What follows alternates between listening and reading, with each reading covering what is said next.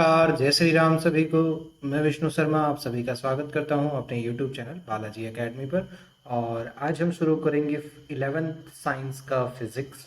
ठीक है, और उम्मीद करता हूं आप लोगों को काफ़ी अच्छा सपोर्ट मिलेगा। अगर आपको मेरी वीडियो और मेरा कंटेंट अच्छा लगे तो आपके जो भी फ्रेंड्स हैं उन सब के साथ इसे शेयर करिएगा, आप सब्सक्राइब करिएगा और अपने सारे दोस्तों से, फैमिली एंड फ्रेंड्स से सब्सक्राइब करवाइएगा। और इसी के साथ आज हम फिजिक्स शुरू करते हैं। सब पहला चैप्टर आपका यूनिट्स एंड मेजरमेंट। हम बढ़ते हैं सबसे पहले इंट्रोडक्शन की तरफ। Measurement of any physical quantity involves comparison with a certain basic arbitrarily chosen internationally accepted reference standard called unit. ठीक है, अब यूनिट एक्चुअली क्या होता है? किसी भी चीज को मेजर करने की एक डायमेंशन, मतलब एक तरीका होता है। जैसे अगर आप वेट मेजर करते हो तो किलोग्राम में मेजर करते हो। What is kilogram? वो एक यूनिट है। उसी तरीके से अगर आप डिस्टेंस मेजर कर रहे हो तो आप मीटर में या किलोमीटर में या सेंटीमीटर में मेजर कर रहे हो। ठीक है, तो वो उसकी क्या है? यूनिट। ठीक है, तो एक वो कैसा होना चाहिए? इंटरनेशनली एक्सेप्टेड, बेसिक और आर्बिट्रेरली चूजन। ठीक है, ऐसा होना चाहिए, मतलब एक प्रॉपर, हर चीज का प्रॉपर तरीके से सिलेक्ट किया हुआ। इंटरनेशनल एक्सेप्टेड मतलब पूरे वर्ल्ड में कहीं पर भी आप चले जाओ वहां पर उसका जो रेट है या फिर उसका जो मेजरमेंट है वो सेम रहे। तो ऐसी कोई चीज आपके पास होनी चाहिए। मान लो ये क्यों जरूरी है? सपोज करो कि आपने कोई ऑब्जेक्ट खरीदा, उसका यहाँ 1 किलोग्राम है वजन। और अगर मान लो कि वही चीज अगर कहीं और ले जा रहे हो, मान लो कि अगर ऐसा होता कि सबका जो किलोग्राम या वेट जो है अलग अलग होता, तो कोई पर्सन जो है किसी और कंट्री से गोल्ड खरीद लेता और यहाँ पर लाकर बेच देता।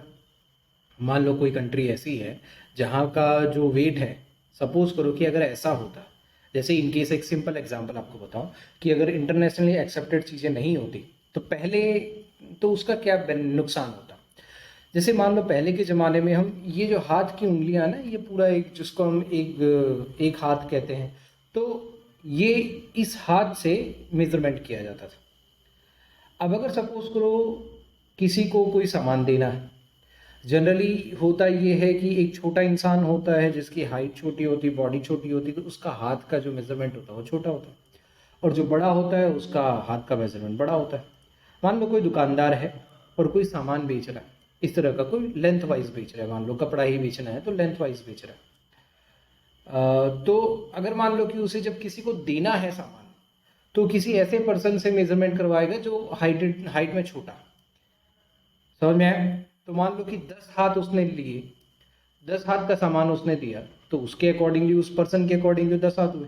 लेकिन जब कोई सामान लेना है उसे, तब वो बड़े वाले पर्सन से तुलवाएगा या फिर बड़े वाले पर्सन से मेजरमेंट करवाएगा। तो उससे क्या होगा? एक फिक्स नहीं हो सकता क्योंकि हर इंसान का हाथ अलग अलग होता है। तो इसीलिए एक ऐसी चीज आपको चाहिए जो एक मेजरमेंट प्रॉपर तरीके से हो।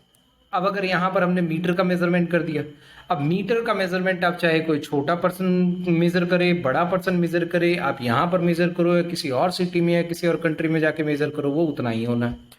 तो इसलिए जरूरत थी कि एक ऐसा यूनिट बनाने की जो हर जगह वैलिड हो और इक्वल वैलिड हो। The result of a measurement of a physical quantity is expressed by a number of numerical measures accompanied by a unit. Although the number of physical quantities appears to be very large, we need only a limited number of units for expressing all the physical quantities since they are interrelated with one another. अब हमें जो unit accept करने हैं वो limited करने हैं, बहुत सारे नहीं करने, लिमिटेड करने। अब डिस्टेंस के लिए आप जैसे मान लो कि आपने मीटर माना है, ठीक है, डिस्टेंस के लिए अगर आप मीटर को मान लेते हो तो इसका मतलब मीटर आपका एक्सेप्टेड हो गया। अब डिस्टेंस के लिए आपको मीटर, किलोमीटर, फिर सेंटीमीटर, डेसीमीटर, डेकामीटर, ये सब लेने की जरूरत नहीं। क्यों? क्योंकि ये एक दूसरे से कन्वर्टिबल है। मीटर को आप सेंटीमीटर में कन्वर्ट कर सकते हो, सेंटीमीटर को मिलीमीटर में कन्वर्ट कर सकते हो, मिलीमीटर को आप किलोमीटर में करना चाहो तो वैसे कर सकते हो।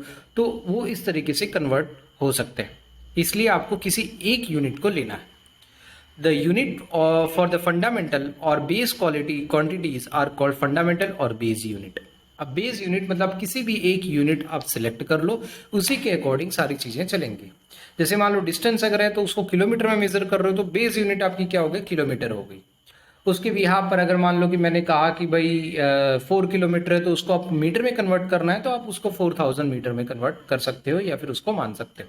क्लियर है ये चीज? तो सबके लिए जो भी बेस हम लेते हैं डिस्टेंस के लिए या फिर वेट के लिए, जो भी हम बेस लेते हैं उसको हम क्या कहते हैं? फंडामेंटल और बेस यूनिट। समझ में आया? जिसको हम बेस लेते हैं जिसके अकॉर्डिंग सारी कैलकुलेशन करी जाती है। The units of all other physical quantities can be expressed as combination of the base units. Such units obtained for the derived quantities are called derived units. ठीक है, अब जैसे सपोज करो डिस्टेंस है, डिस्टेंस को आपने मेजर कर लिया मीटर में, मान लो किलोमीटर में मेजर कर लिया, तो ये हो गई आपकी बेस यूनिट। लेकिन अगर मान लो आप स्पीड की बात करो तो स्पीड का जो फॉर्मूला होता है वो मीटर पर सेकंड, यूनिट जो होता है मीटर पर सेकंड होता है। तो दो चीज़ों को यूज़ करके आपने बनाया, ठीक है, और उसी तरीके से बेस क्वांटिटीज को यूज करके आपने बनाया। जो शुरुआत वाला पहला था वो क्या था, बेस क्वांटिटी, जो आपने मीटर को लिया, डिस्टेंस का जो यूनिट है वो क्या हो गया, बेस क्वांटिटी मीटर हो गया, ठीक है। लेकिन बाद में आपने जो स्पीड लिया या वेलोसिटी लिया तो वो आपका क्या हो जाएगा, मीटर पर सेकेंड, जो कि आपका क्या हो गया, डिराइव्ड यूनिट, जो डिराइव किया गया। A complete set of these units both of the base units and derived units is known as a system of units. Fundamental unit या फिर जिसको हम बेस यूनिट कहते हैं वो, और डिराइव यूनिट्स, दोनों को मिला के जो सिस्टम बनता है उसको हम क्या कहते हैं, सिस्टम ऑफ यूनिट। ठीक है, तो यहाँ पर हमने चार चीजें सीखी। एक तो यूनिट जो किसी भी चीज को मेजर करने का एक तरीका होता है, स्टैंडर्ड मेथड होती है। दूसरा फंडामेंटल यूनिट, जो कि फंडामेंटल है, जो किसी को मिक्स करके नहीं बनाया गया, अकेला है, ठीक है। और तीसरा कि जो डिराइव यूनिट होती हैं, जो डिराइव करी जाती हैं, और इन सबको मिलाकर क्या बनता है, एक सिस्टम ऑफ यूनिट।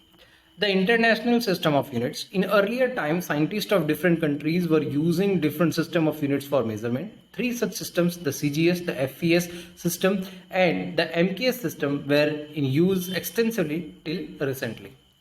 अब इससे पहले जो हमारा इंटरनेशनल यूनिट आया, SI सिस्टम आया, उससे पहले क्या क्या, CGS, सेंटीमीटर, ग्राम और सेकंड। CGS क्या है, सेंटीमीटर, ग्राम और सेकंड। FPS, फुट, पाउंड और सेकंड, ठीक है। उसी तरीके से MKS, मीटर, किलोग्राम और सेकंड, ठीक है। ये चीजें हैं, मतलब ये मेजरमेंट के तरीके हैं। The base unit for length, mass and time in this system were as follows. In CGS system, they were centimeter, gram and second respectively. In FES system, they were foot, pound and second respectively. And in MKS system, they were meter, kilogram and second respectively. ठीक है, तो ये metre है, kilogram है, ये क्या है, मतलब MKS जो आपको नाम दिया गया है उनके क्या है, एक तरीके से मेजर करने के तरीके हैं। आप ये मान लो कि उनका बेस यूनिट है। The system of units which is at present internationally accepted for measurement is the System International D Units, French for International System of Units, abbreviated at SI, System International D Units, ठीक है। वो ये actually French में बोला जाता है, और आप इसको इंटरनेशनल सिस्टम ऑफ यूनिट्स ऐसा बोल सकते हैं, SI, जिसको हम पूरा जनरली हम शॉर्ट फॉर्म में क्या बोलते हैं, SI यूनिट, ठीक है। The SI, with standard scheme of symbols, units and abbreviations developed by the Bureau International Despoids that measures the International Bureau of Weights and Measures, BIPM, ठीक है। इसको आप अंडरलाइन कर लीजिएगा, bureau of the international bureau of weights and measurement, International Bureau of Weights and Measurement in 1971 were recently revised by the General Conference on Weights and Measures in November 2018. ये कब बना था, the international bureau of weights and measurement, ये बना था 1971 में, और इसको रिवाइज किया गया था। रिवाइज मतलब क्या होता है, जनरली कुछ चीज़ें नई अगर हमें ऐड करनी हो तो वो ऐड करी जाती हैं, तो वो सारा चीज़ें कब हुआ था, 2018 में हुआ था। आगे बढ़ते हैं। International uses in scientific, technical, industrial and commercial work, because SI unit use decimal system and conversions with the system are quite simple and convenient. We shall follow the SI unit in this book. हम SI unit ही पूरे book में use करेंगे, ठीक है। CGS, FPS या MKS system use नहीं करेंगे क्योंकि वो स्टैंडर्ड है और इंटरनेशनली एक्सेप्टेड है। In SI, there are 7 base units as given in table 1.1. Besides the 7 base units, there are 2 more units that are defined for plane angle d theta as the ratio of length of arc ds to the ratio radius r, and solid angle d as the ratio of the intercepted area dA of the spherical surface, ठीक है। Generally हमारी जो base unit है वो कितनी है, 7 है। उसमें 2 यूनिट एंगल और इंडियोम जो है वो हम लेते हैं, जो कितना एरिया हमने एक्सेप्ट किया है उसके अकॉर्डिंगली होता है। The units for plane angle is radian with the symbol RAD, and the unit for the solid angle is steradian with the symbol SR। Both these are dimensionless quantities. एक है आपका radian जो कि angle को represent करता है, और एक DR है जो कि रिप्रेजेंट करता है स्टेरेडियन को, ठीक है। और अब आगे बढ़ते हैं। सबसे पहले लेंथ के लिए हमने जो ऐसा यूनिट है क्या है, मीटर, जिसका सिंबल क्या होता है, एम। और मीटर ही क्यों लिया, आप किलोमीटर क्यों नहीं ले रहे? अब जो बेस यूनिट सिलेक्ट करी जाती है वो ऐसे सिलेक्ट करी जाती है जिसका कन्वर्जन ईजी हो। जैसे किलोमीटर की हम बात करें तो क्या सारी वैल्यूज हम किलोमीटर में मेजर करते हैं? मान लो कि आप डिस्टेंस किलोमीटर में मेजर करते होंगे, लेकिन क्या आप अपने नोटबुक पे अगर कोई लाइन बना रहे हो तो क्या उसको भी किलोमीटर में लिखते हो? नहीं, उसको आप सेंटीमीटर में लिखते हो। तो किलोमीटर से अगर सेंटीमीटर में कन्वर्ट करना है तो थोड़ा डिफिकल्ट हो जाएगा, लेकिन मीटर से सेंटीमीटर में कन्वर्ट करना है तो ईजी हो जाएगा। अब आप कहोगे सर हम मीटर से सेंटीमीटर में अगर ईजी है तो मीटर को मिलीमीटर में कन्वर्ट करना तो थोड़ा डिफिकल्ट होता है, हालांकि वो डायरेक्टली रेशियो है वैसे।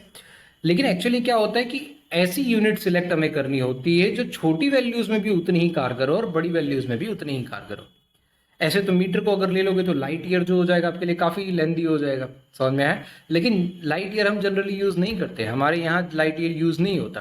क्यों? क्योंकि लाइट ईयर का मतलब क्या होता है, एक साल में लाइट जितना डिस्टेंस ट्रैवल करेगा उसको हम लाइट ईयर मानते हैं। हालांकि उसको भी मीटर पर सेकेंड में कन्वर्ट किया जाता है, समझ में? किलोमीटर पर सेकेंड में भी आप यूज़ कर सकते हो, लेकिन जनरली हम जो बेस यूनिट है उसका यूनिट ऐसे लेते हैं जिसकी वजह से ईजिली आप उसको दूसरी चीज़ों में कन्वर्ट कर सकें। The meter symbol m is the SI unit of length. It is defined by taking the fixed numerical value of the speed of light in vacuum c to b इसको आप when expressed in the unit meter per second where the 3 lakh kilometer per second होता है, तो इसको exact यहाँ पर किया गया है, आप उसको देख लीजिएगा। where the second is defined in terms of the cesium frequency delta VCS, cesium frequency, ठीक है? फ्रीक्वेंसी लाइट की जो स्पीड होती है उसको मीटर पर सेकेंड में कन्वर्ट किया गया और उसको फिर एम्स में इंडिकेट किया गया। अब होता है मास होता है किलोग्राम, उसको हम रिप्रेजेंट करते हैं केजी, ठीक है? याद रखिएगा ये सारे सिंबल स्मॉल में हैं, ठीक है? और जैसे मान लो कि हमें 10 किलोग्राम लेना है तो हम KGS नहीं लिखते हैं, याद रखिएगा इस चीज को, आगे शायद बुक में ही आएगा।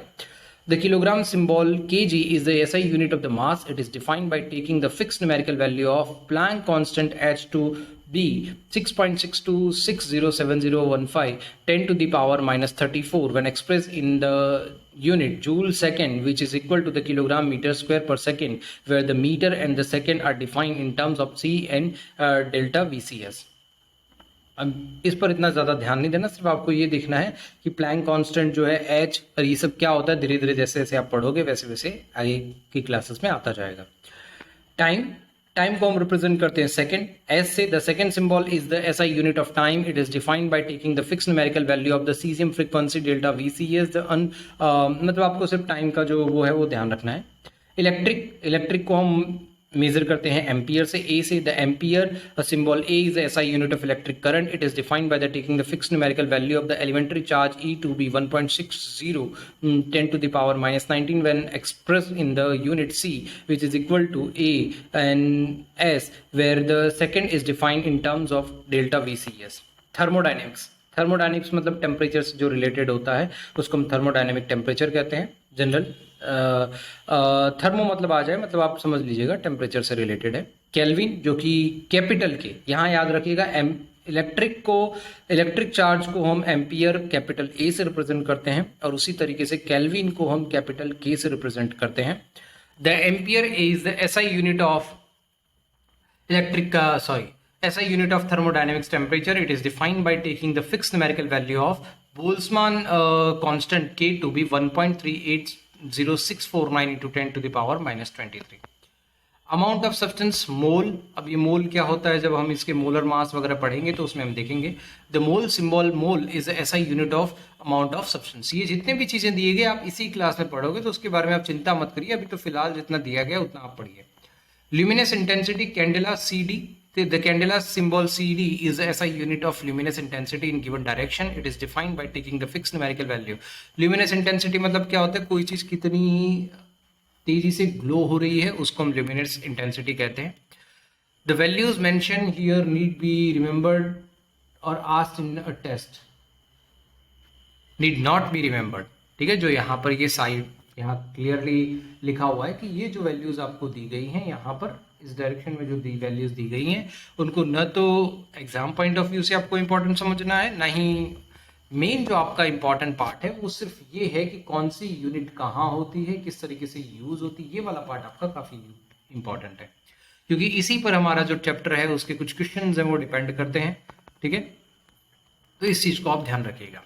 तो आज के लिए हम इतना ही पढ़ते हैं, और बाकी इसके जो न्यूमेरिकल वगैरह हैं, आप एक चीज याद रखिएगा, फिजिक्स जो है आपका काफी बेसिक सब्जेक्ट है, और अगर आपने साइंस लिया है, हो सकता है आप बायो लिए हो सकता है आप मैथ्स लिए हो, तो फिजिक्स एक बेसिक सब्जेक्ट है जो कि दोनों में ही आता है। लेकिन फिजिक्स की एक खासियत भी है कि इस पे न्यूमेरिकल भी उतने ही इंपॉर्टेंट है, और थियरी भी उतनी ही इंपॉर्टेंट है। न्यूमेरिकल भी आते हैं और थियरी भी आती है, तो दोनों को ही आपको पढ़ना है, और दोनों का ऑलमोस्ट इक्वल वेटेज है। अब आप लोगों के समय क्या क्राइटेरिया मुझे पता नहीं है, लेकिन जब हम पढ़ते थे तब ये क्राइटेरिया था कि 48 मार्क्स के न्यूमेरिकल एंड 52 मार्क्स की थियरी, इस तरीके से क्राइटेरिया होता था। तो आप ये मान सकते हैं कि ऑलमोस्ट इक्वल क्राइटेरिया है, समझ में आया। तो उतना ही आपको न्यूमेरिकल पर भी ध्यान देना है और उतना ही आपको थियरी पर भी ध्यान देना है। अब अगर मान लो कि आप न्यूमेरिकल नहीं करोगे तो थियरी कर लोगे तो आपको 50% मार्क्स के चांसेस हैं। अब जो इसके न्यूमेरिकल हैं वो 10th की तरह नहीं है कि सीधा फॉर्मूला बेस्ड आपको न्यूमेरिकल मिल गए हो। हालांकि मैथ्स जितने ज़्यादा और हार्ड न्यूमेरिकल्स भी नहीं है, और केमिस्ट्री जितने कम और इजी न्यूमेरिकल भी नहीं है, मतलब एक एवरेज न्यूमेरिकल्स हैं, ठीक ठाक न्यूमेरिकल्स इसमें आपको मिल जाते हैं। ठीक है, बहुत ज़्यादा ऐसे ट्विस्टेड क्वेश्चन भी आपको नहीं मिलेंगे। ठीक है, लेकिन आपको न्यूमेरिकल्स करने पड़ेंगे, और न्यूमेरिकल करने के लिए आपको थियरी करनी पड़ेगी, क्योंकि थियरी आपको पता होगी कि भाई कौन सा फॉर्मूला है, कहाँ से डिराइव हो रहा है, कैसे हो रहा है, तो वो भी आपके लिए एक इम्पॉर्टेंट पार्ट हो जाता है। इसलिए पहले आप थियरी पढ़ें, थियरी समझ में आ जाए, उसके बाद न्यूमेरिकल करिएगा। ठीक है, और न्यूमेरिकल वगैरह हम सब कराएंगे ही, तो साथ साथ में उसको देखते रहिएगा। और दूसरा कि जितने भी स्टूडेंट्स यहाँ पर बैठे हैं, पढ़ते हैं, रेगुलर पढ़ते हैं, देखो सीधे सी बात है, किसी भी पर्सन को आप फॉलो कर लो, चाहे आप फिजिकल क्लासेस में चले जाओ, कहीं पर भी चले जाओ, लेकिन एक चीज आपको ध्यान रखना है, जिसको भी फॉलो करो उसको पूरा ईमानदारी से फॉलो करो। ऐसा नहीं है कि मतलब आपने एक क्लास यहाँ से देख लिया, दूसरा क्लास वहां से देख लिया। ऐसा करोगे तो न तो आप सक्सेस ले पाओगे, ना ही कुछ ज्यादा अच्छा स्कोर कर पाओगे। तो इसी के साथ आज की क्लास हम यहीं पर समाप्त करते हैं। सभी को जय श्री राम, मिलेंगे नेक्स्ट क्लास में।